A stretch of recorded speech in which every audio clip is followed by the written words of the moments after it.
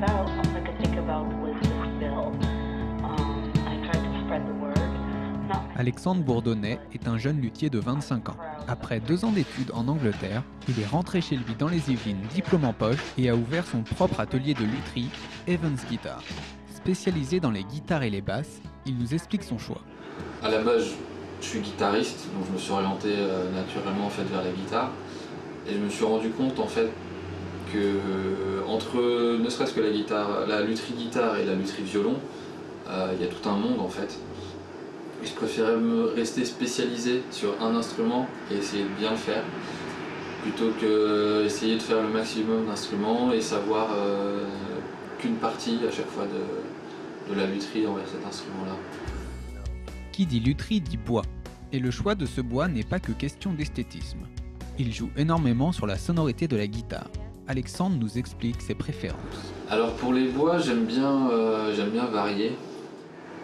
Donc, parce que chaque bois a sa sonorité, son comportement et sa façon de résonner. Donc suivant le son que cherche la personne, on va s'orienter vers certains bois.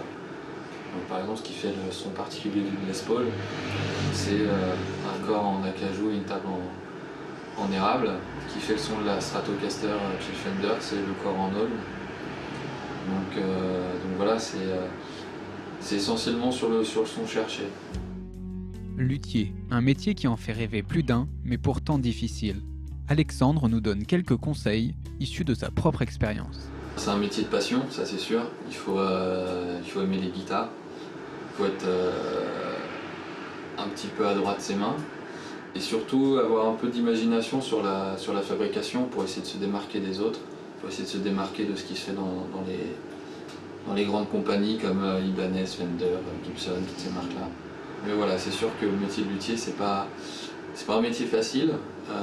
C'est pas facile d'en vivre tout de suite. Donc il faut être passionné et s'accrocher pour tenir, je pense.